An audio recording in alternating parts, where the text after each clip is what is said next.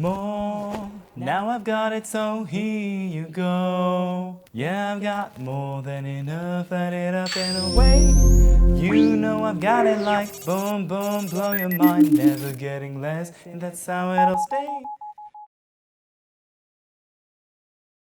Du coup, aujourd'hui, on va parler de cache alpha et de luminance. Alors, on a déjà parlé de cache et de luminance sur la chaîne, que ce soit dans Premiere ou After, mais aujourd'hui, je voulais faire une petite vidéo dans laquelle on reprend tout le concept de base et comment on l'utilise dans les différents logiciels.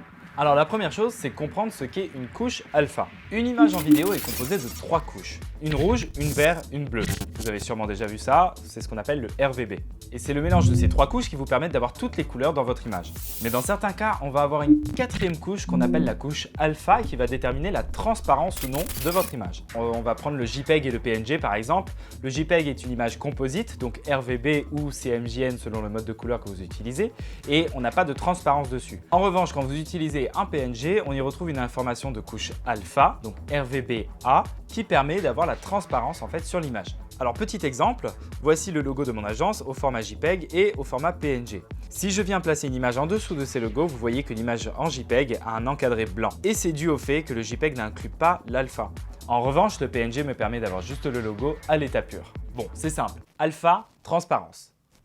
Mais tout ça c'est bien beau, mais en soi, à quoi ça va nous servir? Dans Premiere par exemple, on va reprendre le logo de mon agence et supposons que j'aimerais que l'image en dessous ne soit affichée qu'à l'intérieur du logo. Je vais utiliser l'effet incrustation cache de piste que vous pouvez trouver dans le panneau effet et je vais faire quelques réglages. On va déjà définir la piste vidéo sur celle où se trouve notre logo. Alors ici ça fait quelque chose de bizarre parce que j'ai modifié quelques éléments dans ma trajectoire, notamment l'échelle et la rotation. Et un moyen pour régler ce problème-là, si jamais vous êtes confronté à la même chose, c'est de simplement imbriquer votre élément dans une séquence. À partir de là, vous allez réappliquer l'effet incrustation cache de piste sur votre séquence imbriquée et on reprend.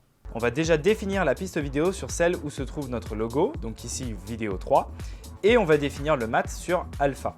Première, affiche le plan qui se trouve sur vidéo 2 uniquement là où seront présents des pixels sur vidéo 3.